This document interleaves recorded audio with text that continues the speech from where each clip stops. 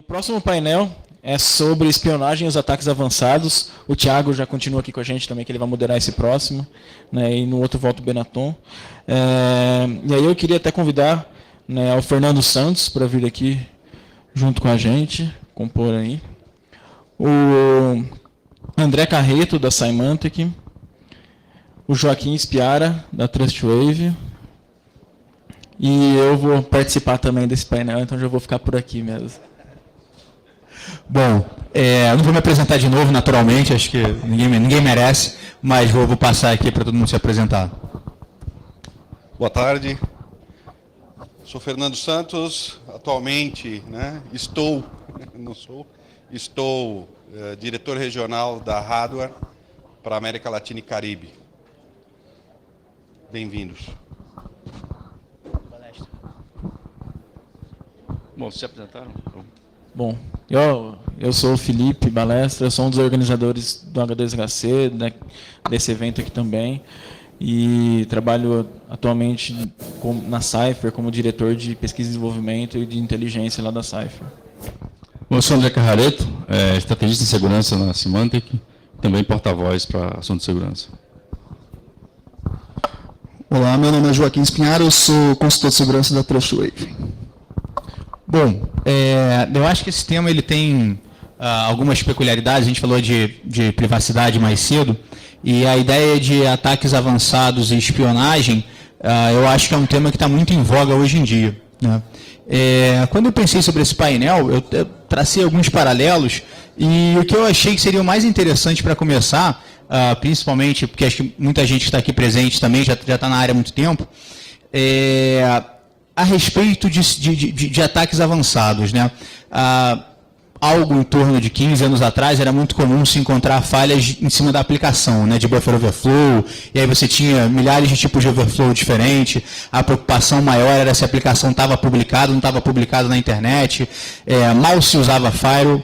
Depois a gente foi vendo uma migração para os ataques muito voltados para o funcionamento, né, da aplicação com formato web, então SQL injection, cross-site scripting, e a gente viveu muito essa fase recentemente, e na minha opinião, a gente está tendo uma migração de novo para um ataque que tem sido muito chamado de ataque direcionado, né, o targeted attack, onde você foca o indivíduo e não mais só a tecnologia, né? Você não foca mais só a tecnologia, é só um meio para você chegar onde você quer, né?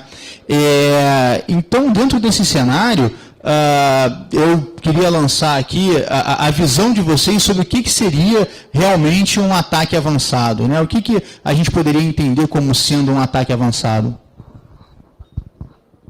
Ok.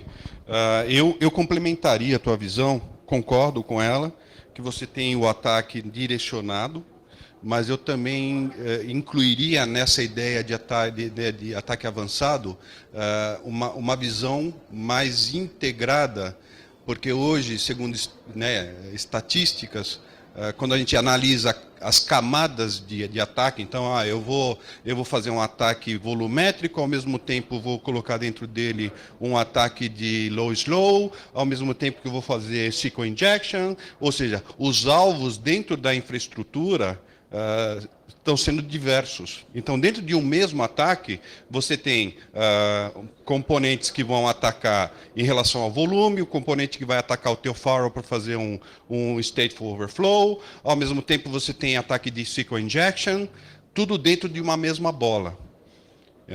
Então, essas estatísticas falam que pelo menos de 90% dos ataques, eles têm mais que um objetivo dentro da tua infraestrutura.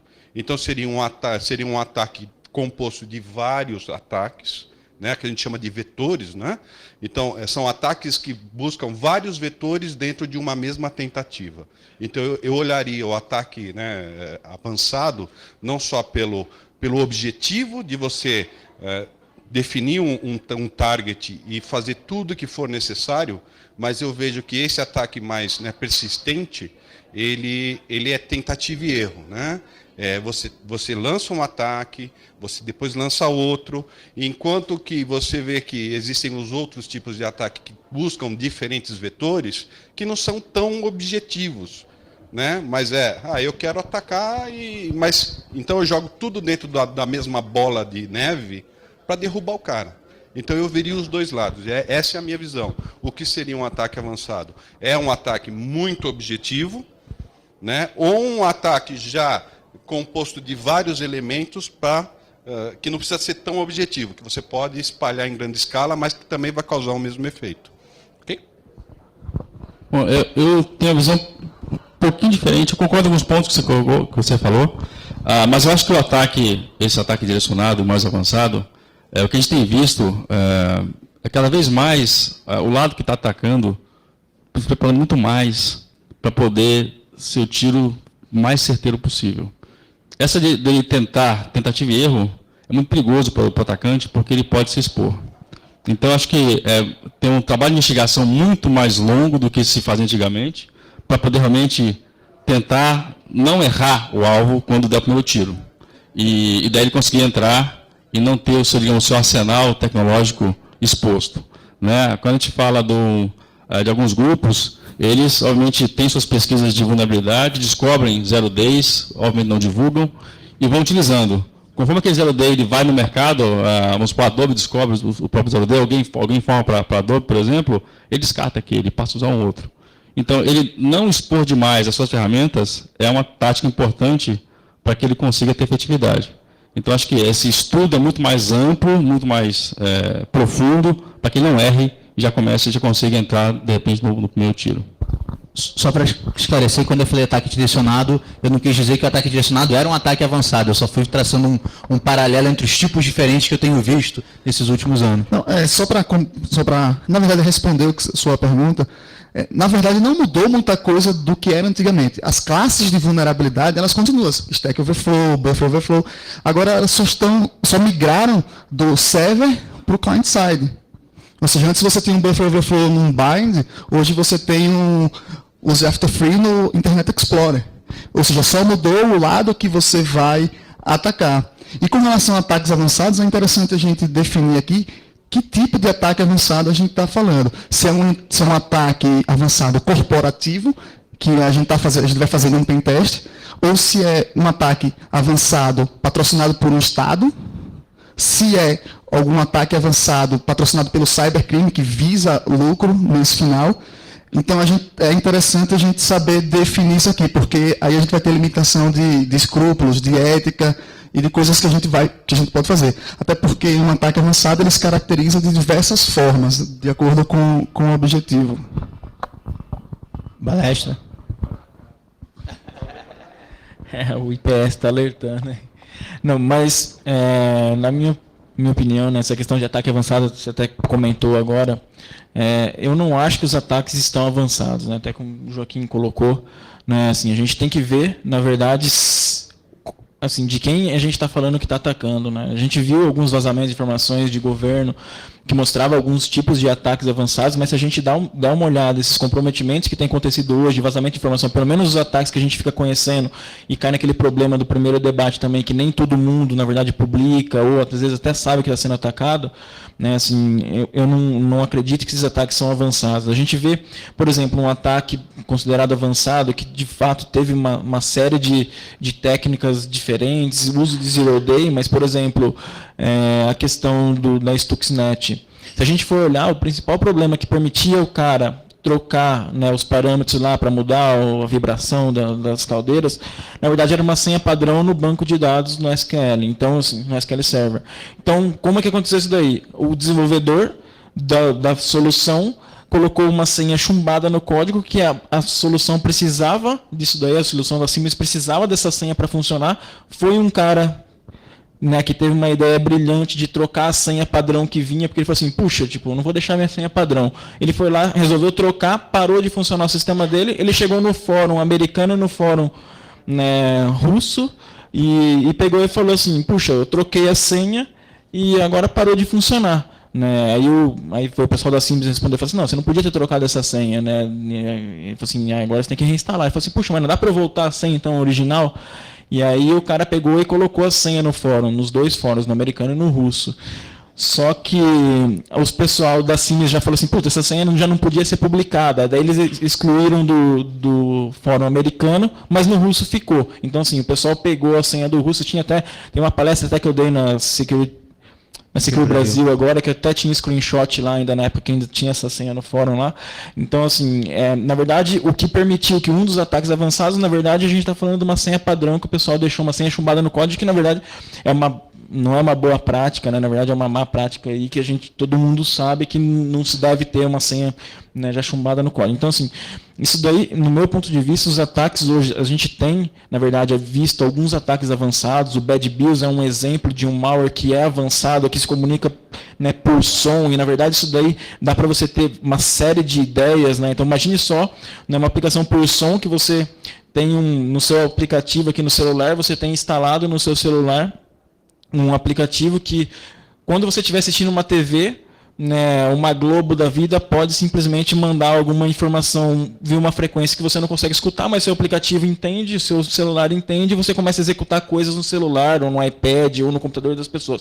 Isso é possível, na verdade. Assim, a tecnologia que o pessoal desenvolveu usando uma frequência que seja 19.000 Hz, que a gente não escuta, mas, né, um aparelho como um iPhone, por exemplo, tem capacidade de entender essa frequência, né, seria possível fazer isso daí.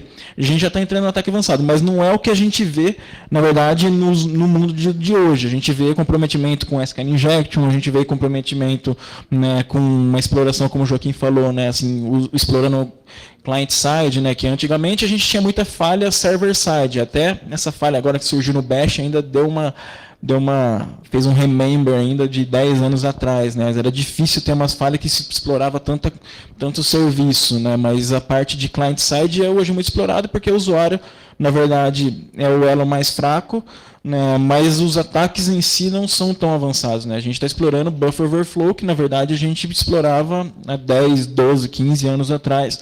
Talvez com algumas proteções de memória, com DEP, SLR, mas na verdade a ideia do ataque, né, acabou continuando a mesma. A gente ainda acabou não vendo assim, ataques tão avançados. Até por isso que surgiu uma certa estranheza, né, quando o pessoal publicou esses NSA toolkits da vida, né, assim, algumas ideias que eles tinham, mas na verdade esses tipos de ferramentas também era até esperado, né, assim, aquilo lá, que já comentou. A gente achava que tinha, mas ninguém falava, né? Daí veio alguém e falou que existe esse tipo de coisa.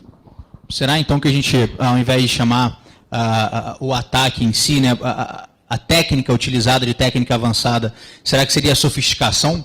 Né? Será que a forma com que você está buscando o objetivo, e aí até acho interessante a parte que você colocou com relação ao background que é preciso, a pesquisa de fundo que é precisa ser feita para você direcionar um ataque, né? Ou seja, as técnicas de espionagem talvez continuem sendo as mesmas que se usavam antigamente, mas agora com objetivos específicos, né? Com objetivos mais direcionados. Então, eu acho que é nesse caminho. Na verdade, também cai na questão do penúltimo debate também, que fala, né, onde que, assim, quem que está avaliando, na verdade, essas informações que estão sendo de avançado. Eu vi, por exemplo, agora, 6 meses atrás, o pessoal publicar que era um rootkit que foi descoberto que era avançado, mas na verdade era um rootkit de Linux que não fazia root de nada de kernel, ele só trocava o SSH e o pessoal falou que era um negócio avançado. Então, assim, esse negócio, assim, a gente via, né, a ferramenta do Nelson Burillo, por exemplo, pegava há muito tempo atrás, o CHK rootkit, assim, não tinha nada de avançados, mas a gente vê que na mídia, né, saiu como um ataque avançado um negócio que a gente conhece, na verdade, o pessoal que lidava com segurança já há muito tempo atrás já sabe que não era um negócio avançado. Então, assim, acho que também existe um problema entre estar diferenciando o que é um ataque avançado, né, por parte da mídia também que faz muito barulho. Quantas vezes a gente já não viu um ataque de negação de serviço ser publicado como uma invasão, né? A gente viu os sites Itaú sendo invadido, Bradesco, mas na verdade o pessoal estava fazendo negação de serviço, né, mas aí falava que sites de bancos foram invadidos, né? Assim, existe também uma série, uma distorção da mídia, né?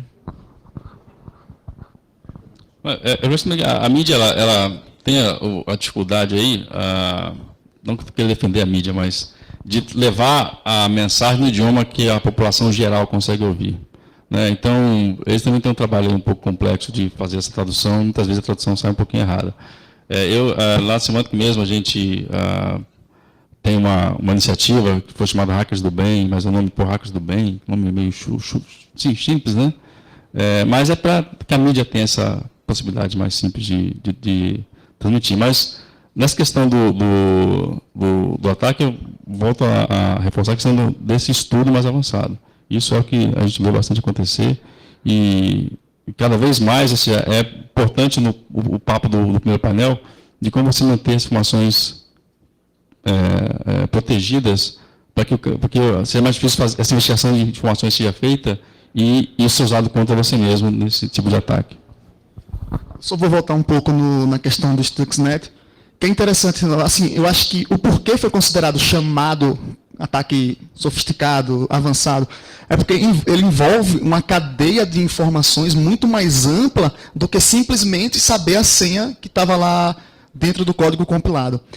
Tinha galera que sabia qual era a marca da centrífuga que rodava, tinha o pessoal que sabia quem era a melhor pessoa para levar aquilo para dentro da usina. Então, existe toda uma sofisticação, todo um avanço tecnológico. Aí a gente entra no segundo tópico, que é o da espionagem convencional, para saber que tipo de ataque eu vou fazer. Até porque, muitas das vezes, eu só tenho uma oportunidade para conseguir fazer isso. Então, eu não vou fazer de uma forma como um spray, vou fazer um hip spray e tentar. Não, pode ser que a centrífuga seja uma das Siemens, como eles falam.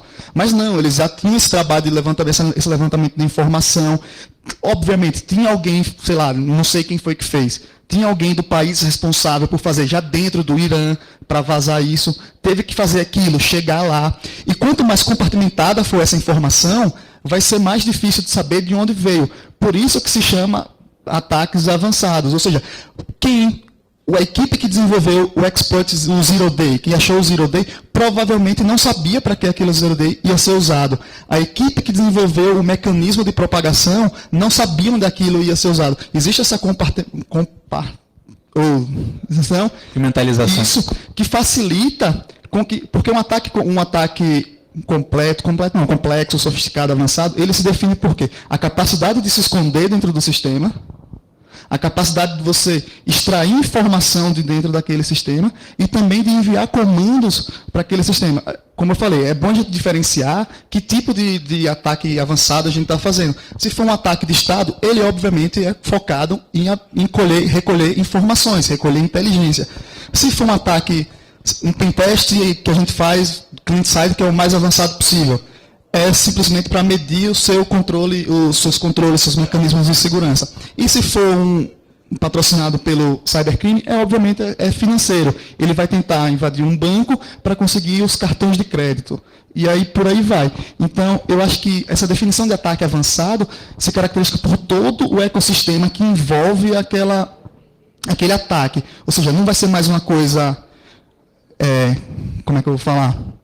Aleatória, vai ser obviamente uma coisa bem dirigida, mas existe todo um trabalho por trás de levantamento de informação para saber onde você vai atirar.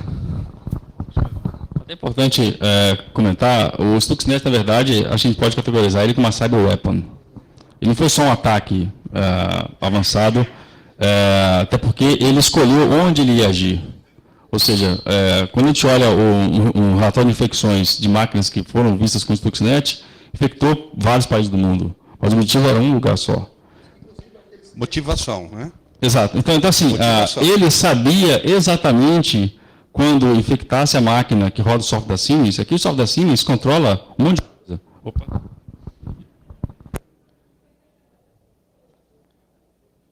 Quer usar esse aqui? Motivação e financiamento, eu vejo. Voltou. Então, assim, ele sabia aquele ambiente que ele queria usar, que ele queria atacar.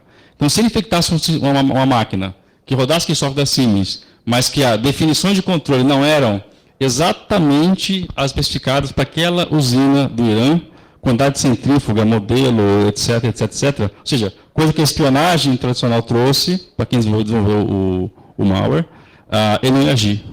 Ele só agiu quando ele encontrou. Na verdade, ele não só encontrou, ele foi implantado naquele ambiente, porque tinha um air gap, e daí ele passou realmente eu estou onde eu tenho que estar. Ele passou, então, a monitorar o ambiente para guardar a telemetria, e quando fosse fazer o ataque, repassar a telemetria para a panela de controle. Então, realmente, nesse caso, ameaça avançada e cyber weapon. Estaria relacionado à motivação e financiamento? Sim. Quando a gente fala de ataques avançados, é budget. Motivação e financiamento. Porque Não o cara tem- pode ter a motivação, mas não ter a grana. E é o que a gente viu no Stuxnet, certo? Então. A quantidade de gente, a quantidade de zero days, etc. Então, é isso que eu estou falando. E existiu, assim, hoje, dentro da comunidade de inteligência americana, não ligada ao governo, mas sim aquelas de fórum, muitas pessoas mais especializadas do que eu falam que o Stuxnet foi um grande fracasso, que depois foi transformado pelo todo gerenciamento de crise do governo americano em um sucesso, porque a ideia era aquilo ali nunca vazar. Isso. Então eles consideram isso como um fracasso. E um dos pontos, uma das falhas apontadas foi essa falha na limitação do escopo a atingir, porque o Stuxnet só ficou conhecido depois que ele saiu do que eles chamam do teatro de operações, que era aquela usina. A partir daquele momento que ele se espalhou pelo mundo, foi muito fácil as empresas antivírus identificar com seus sensores e por aí vai. Identificaram, mas não fizeram nada. Como é que as empresas veem isso, né, e como elas podem fazer em termos de integração, de contramedida, etc. Eu ia exatamente fazer essa pergunta. Como em um cenário tão complexo como esse, né, talvez não de técnicas avançadas de ataque, mas a combinação desse arsenal todo, como tomar medidas de proteção, né? Como é que a gente pode estar se protegendo melhor desse tipo de ameaça? Trazendo para o nosso mundo, hoje o que a gente faz na empresa que a gente trabalha por definição, a gente não costuma e não é nem recomendável utilizar Zero Days para você fazer um pentest mais avançado. Obviamente, se é Zero Day, é Zero Day. Então, não tem para onde correr. Hoje, o que é que a gente faz? Hoje, a gente sabe que as empresas têm softwares de defesa, hardware de defesa, tem todo um arsenal de defesa que, sim, vai dificultar o nosso trabalho. Mas a gente sabe que essas defesas elas também têm falha.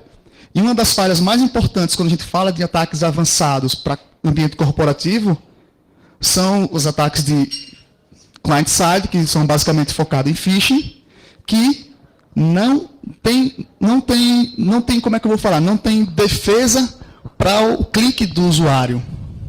Não importa se... É muito mais fácil para a gente que é técnico fazer uma técnica que vai bypassar um antivírus, uma técnica que vai bypassar o IPS, o IDS, o firewall, mas nada disso vai acontecer se a pessoa clicar onde não deve clicar. Obviamente, a gente tem falhas que basta só abrir um e-mail dentro de um cliente X que vai explorar, mas eu acho que nesse caso, trazendo para o nosso lado, a gente tem que trabalhar processo, educação daquela pessoa em saber que não deve fazer aquilo, porque vai passar antivírus, vai passar qualquer outro mecanismo de software e hardware, é muito mais fácil do que você vai passar a inteligência humana. Então, eu acho que é por aí que a gente tem que ir. Quer acrescentar? Quero. Acho que um ponto importante que todo mundo aqui da área de segurança já está bem ciente disso, ou seja, a questão da invasão é inevitável. Vai acontecer mais cedo ou mais tarde, já aconteceu, você não sabe. Então, acho que o ponto da proteção é importante, tem que existir cada vez mais camadas, tem um monte de coisa. Mas acho que o ponto-chave, para quem não pensou nisso ainda, é pensar em como está capacitado para detectar que já ocorreu. E detectar rápido, para poder reagir rapidamente também. Porque senão vão passar meses, já passou toda a água que você tinha embaixo do rio, né? E foi para o brejo. Então, acho que essa capacidade de detectar que aconteceu, o que está acontecendo naquele momento, é o que é o próximo passo. Isso é bem interessante. Recentemente, tem se discutido exatamente isso, né? O tempo de você reagir, né? Você tomar conhecimento e depois reagir ao ataque que você recebeu. né? A questão de que você vai ter uma brecha ou de que você vai ser atacado é quase que uma verdade inevitável. O grande ponto está em como você detectar isso da maneira mais rápida possível para poder ter uma reação e estar preparado para ter essa reação, né? Porque também não adianta só identificar se você não souber o que você vai fazer, né? Não sei se a Aleste tem alguma consideração sobre isso. Bom, até só para complementar lá, assim, a minha ideia, na verdade, não foi falar que, na verdade, a Stuxnet não era avançada, mas do ponto de vista que houve um erro básico, na verdade, né, que foi esse exemplo da senha que eu citei, e é isso daí que, né, trazendo até para a vida real, né, até eu tocava parte de pentest na Cypher, e a gente via muito disso, assim, o pessoal pecava no básico, assim, a gente, né, de vez em quando a gente fazia teste de invasão, e essa questão eu já usei, na verdade, né, outras vezes já usei e odeio para fazer teste de invasão quando nada dava certo, né, ou quando o prazo era muito curto, mas a verdade é que quando você chega numa reunião de encerramento usando o Zero Day, o cara vai falar assim, puxa, tipo, beleza, quem que vai fazer esse tipo de ataque aqui? Né, assim, né, quantas pessoas daqui da ou interno ou na internet vai ter esse mesmo tipo de falha e vai conseguir fazer esse tipo de ataque, né? Então, assim, tudo bem que o cara poderia ter fechado o serviço, não precisaria estar exposto, mas ainda assim é um ataque difícil de ser executado. Mas quando você leva lá as coisas básicas, e é o que normalmente acontece, porque o cara pecou numa senha fraca, porque a aplicação está mal desenvolvida, ou em muitos casos também, a gente subiu um site novo e esqueceu o site velho, né? Assim, teve várias vezes que a gente já fez pentest, né, e o pessoal nem sabia que a área de marketing tinha contratado um data center que estava dentro do redirecionamento para o DNS também, assim, eles nem sabiam que aquele data center fazia parte, né, que era contratado pela empresa, né? Então, assim, eu acho que tem muito, né, assim, a gente acaba pecando muito no básico, a gente sabe que muitos desses controles, né, que nem o Joaquim falou, assim, essa questão de bypassar proxy, de bypassar firewall, né, assim, a gente também acabou criando algumas backdoors para facilitar também a vida, para fazer esses ataques client-side, que na verdade ela acaba saindo por DNS, ao invés de sair, né, por conexão reversa normal. Aí tem umas que você injeta DLL, enfim, né, assim, tem uma série de formas para estar fazendo esses ataques client-side, mas o que a gente vê muitas das vezes mesmo é essa questão do pessoal pecar no básico, né, assim, coisas que já vem acontecendo há 10 anos, quanto tempo faz que existe Remote Find Inclusive, por exemplo, ainda assim, de vez em quando acontece esse tipo de falha, né? Assim, teve empresas que foram invadidas recentemente, até por desse tipo de falha, empresas grandes, né? Então, assim, é bem comum a gente estar encontrando esse tipo de falha que acaba pecando no básico e aí cai, na verdade, no elo mais fraco, né? Assim, às vezes uma aplicaçãozinha que está conectada num banco de dados interno, que esse banco de dados está numa rede que é uma rede corporativa e você vai expandindo, então, assim, por conta do negocinho que não tem nada a ver, né, muitas das vezes acaba tendo problema de segurança dentro da empresa como um todo. Outra coisa também que eu acho que é legal, quando muitas vezes a gente ia fazer pentest e o pessoal falava assim, eu tenho esses sites aqui, essas aplicações que são críticas para mim, então assim, eu quero que se você, né, o escopo é essa daqui. Daí o que às vezes acontecia muito era assim, putz, a gente não pode pegar essas 5, tudo bem, metade do tempo eu só vou olhar essas 5 que você está me falando, e a outra metade do tempo eu olho qual eu quiser. Por quê? Porque acontecia muito disso daí. É a aplicação que o cara esqueceu, ou uma aplicação do cara do RH de treinamento que não tem nada a ver com o escopo, mas na verdade você ganha acesso nela e a partir dela você ganha acesso nas outras que são importantes. Então, assim, o pessoal peca muito no básico ainda, até por isso eu acho que, né, as técnicas de ataque, então até corrigindo um pouco assim, não precisaram ser tão avançadas, né? Então, assim, os ataques muitas vezes podem ser elaborados para estar atingindo, né, um objetivo, mas as técnicas em si que se usam hoje ainda não estão tão avançadas assim.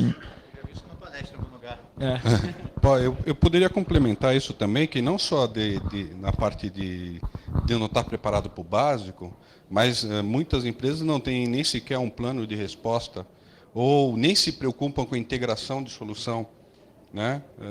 Então, a gente vê que o nível de conhecimento do próprio ambiente de segurança, às vezes ele é falho, né?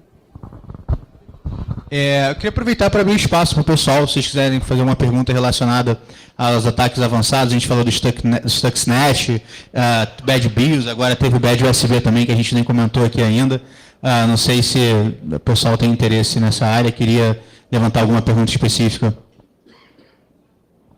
Não? Bom, acho que o tempo está acabando. Mas eu acho que um outro... A gente poderia fazer um fechamento, a gente falou bastante sobre ataque avançado, mas a gente acabou falando um pouco sobre espionagem, né? Que eu acho que é um outro ponto que ficou muito em foco nessa era pós-Snowden, né? A questão da privacidade e a questão dos meios, né? Para se conseguir os objetivos. Então, acho que a gente podia fazer um fechamento aí com uma consideração sobre espionagem. Começar, Joaquim? Espionagem é simples. Se não pega no amor, na ganância, pega no patriotismo. Então, essa é a minha finalização. Muito bom, muito bom. Bom, eu acho que esse lance da espionagem ainda está para crescer para a gente aqui no Brasil, porque, infelizmente, nós não temos tantos ativos interessantes assim para serem espionados. Então, acho que por isso que a gente vê muito China, Estados Unidos, vice-versa e tal, e para cá, do que eu conheço, não vê muita coisa. Então, acho que, quem sabe, com o nosso desenvolvimento em algumas outras áreas aí tecnológicas, quem sabe a gente possa ser mais explorado nesse aspecto aí. Então, assim, essa questão de espionagem industrial, que eu até quero comentar, né, assim, apesar da gente não ter tantos atrativos aqui, mas isso acontece, né, assim, a gente já pegou casos onde indústria que você nem imagina que o cara criou um tipo de pano novo aqui e o cara vai lá na China para ver uma feira. Na verdade, antes dele lançar o pano que ele criou aqui, já tem uma cópia lá na China. Então, assim, isso aconteceu aqui, né? Assim, tem esse tipo de problema, né? Essa questão de espionagem, né, eu acho que a gente vai viver muito ainda, né, que nem foi comentado, e eu acho que, na verdade, a única solução nesse caso, assim, a gente tem a espionagem que é focada em invasão, também vai depender muito daquela que o Joaquim comentou, se é uma espionagem de Estado, uma espionagem industrial, né, dependendo de quem está, né, fazendo essa espionagem, mas eu acho que para a gente resolver o problema de espionagem, pelo menos a espionagem de Estado, que foi essa questão que Snowden levantou, né, assim, a gente precisa ter tecnologia nacional, né, de ponta. Eu não acho que tem outra forma. E, na verdade, isso daí não adianta se iludir achando que se a gente criar um software, que nem a gente, né, participei de um evento lá falando do Expresso Livre, por exemplo, né, eu vou criar um front-end para o meu servidor de e-mail aqui, meu Expresso Livre vai resolver o meu problema, ninguém vai mais invadir o meu servidor de e-mail de governo, porque agora eu uso um software que foi desenvolvido pelo SERPA. Mas, na verdade, tudo que está por trás, desde o sistema operacional, desde a parte de compilador, desde a parte do PHP, que eles desenvolviam em PHP, então, assim, você tem o PHP em si, o Apache em si, você tem o sistema operacional Linux que está por trás, tudo isso daí, na verdade, não precisaria nem ter uma backdoor no próprio Expresso Livre, mas só ter alguma coisa no PHP, ou no Apache, ou no próprio Linux que eles já usam para ser explorado, já resolveria. Então, assim, acho que tem que ter tecnologia desenvolvida nacional e também, na verdade, a gente não pode se iludir que, na verdade, essa tecnologia vai ser só um front-end ou uma carcaça. Tem que ter tecnologia mais pesada mesmo, desde a parte de processador. Se um dia quiser ter alguma coisa, né, alguma coisa efetiva, vai ter que estar investindo nesse tipo de tecnologia que não é fácil, né? Complementando também, em termos de espionagem governamental, já tem coisa de que extrapola o nosso meio. Não é só tecnologia, é tecnologia com robótica e outras coisas, né, insetos robóticos e coisas desse tipo, que vão extrapolar em muito a nossa capacidade de estabelecer limites, né? E em relação ao governo, o que a gente vê no Brasil é a pobreza. Existem algumas atividades das Forças Armadas em relação à segurança, mas devido a investimentos, né, ficamos pobres em relação a isso. E é o reflexo não só da parte mecânica do Brasil em relação à proteção, não só a proteção mecânica de armas e acredite se quiser, mas hoje o Exército Brasileiro não aguentaria 1 hora de batalha, né? Então a mesma coisa se reflete para a área, né, de tecnologia. Sem investimento, nós não vamos chegar muito longe, não.